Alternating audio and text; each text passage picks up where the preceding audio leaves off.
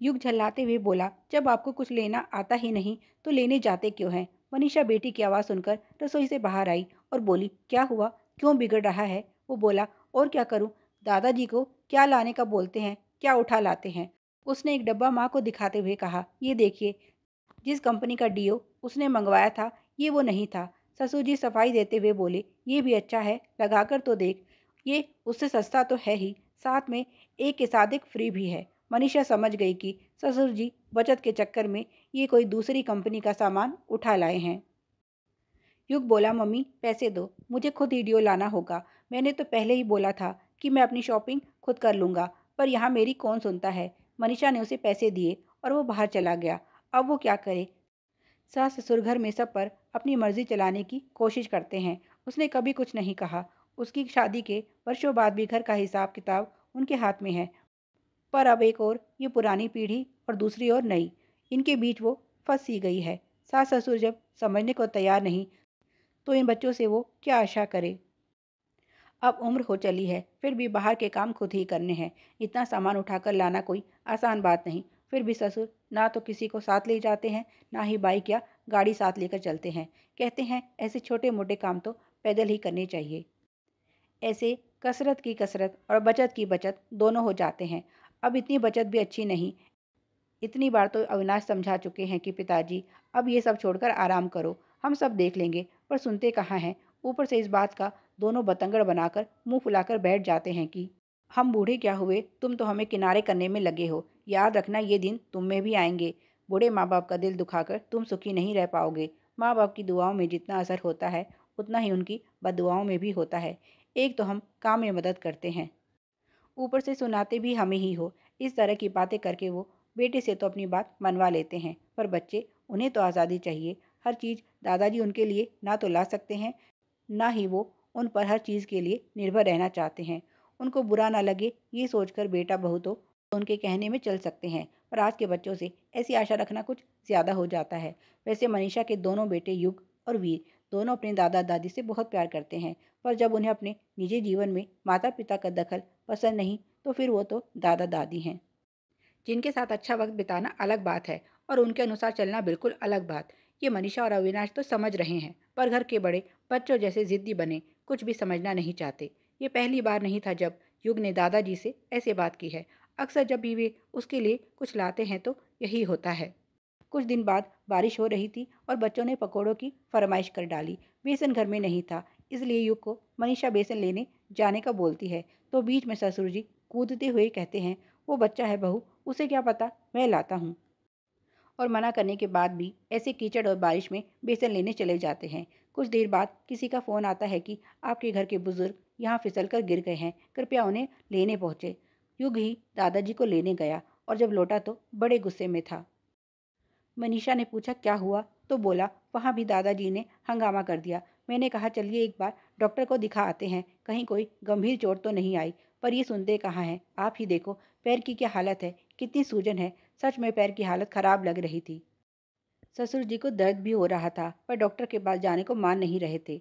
मनीषा ने अविनाश को फ़ोन किया, तब जाकर कहीं राजी हुए। उसके बाद जब घर लौटे तो पैर में प्लास्टर था। डॉक्टर ने उल्टा समय से ना लाने के लिए अविनाश को ही लताड़ लगा दी। वो बड़े गुस्से में थे। उन्होंने आते ही बोल दिया, अब से माँ या पिताजी को कोई बाहर का काम नहीं दिया जाएगा। जो करना है खुद करो या बच्चों से करवा लो, नहीं तो मैं कर दूंगा। अब इनकी और मनमानी नहीं चलेगी। आज पैर टूटा है, कल कुछ और तुड़वा कर ये तो बैठ जाएंगे। परेशानी तो हमें उठानी पड़ेगी। अब 1.5 महीना बैठे रहे बिस्तर पर। उन्होंने ये बात खास माँ और पत्नी को कही थी। माँ फिर भी बोली, ये अकेले कैसे सब करेगी? अविनाश बोला, कोई करने देगा तो सब कर लेगी। जब ये सारा घर संभाल सकती है तो क्या घर के लिए राशन ही नहीं ला सकती?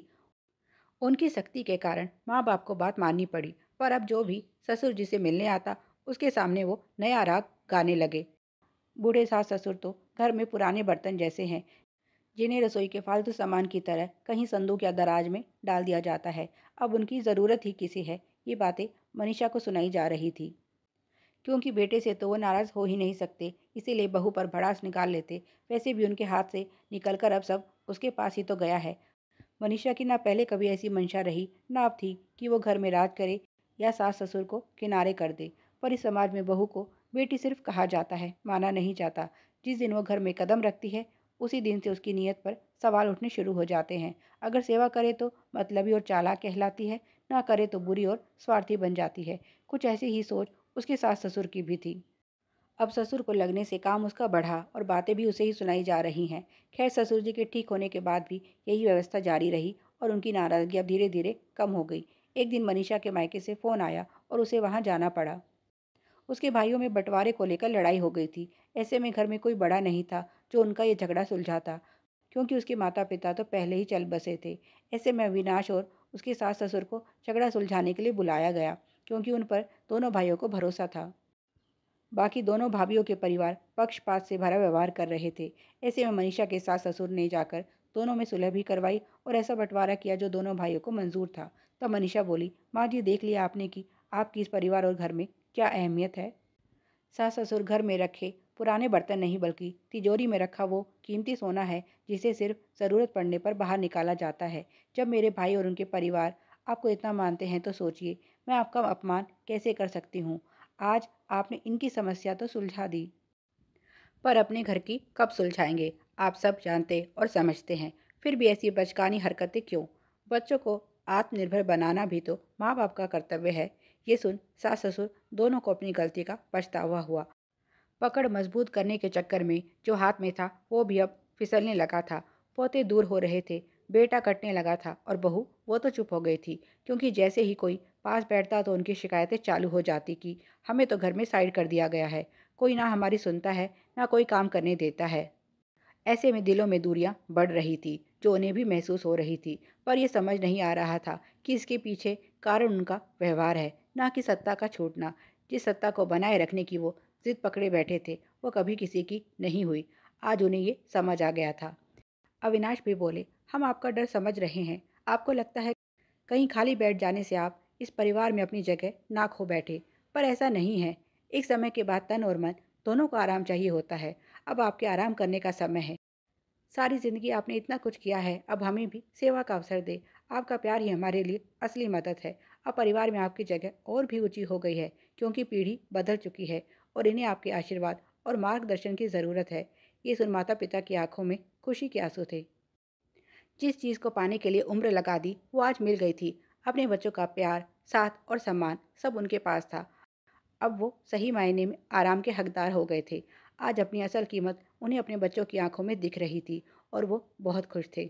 घर आकर युग और वीर को जब सब बताया कि कैसे उनके दादा दादी ने उनके मामा के बीच का झगड़ा सुलझाया, तो वो भी उनकी समझदारी के कायल हो गए और बोले, हमारे दादा दादी तो हैं ही बेस्ट।